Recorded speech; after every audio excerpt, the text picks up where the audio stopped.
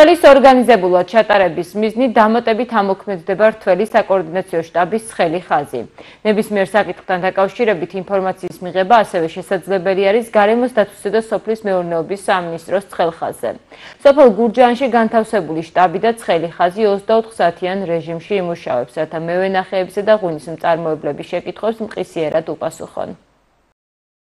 რთველის მოახლოებასთან ერთად ღვინის ეროვნული სააგენტო ტრადიციულად კახეთის რეგიონში ხსნის რთველის შტაბს. ტექნიკური სამუშაოები უკვე დასრულებულია.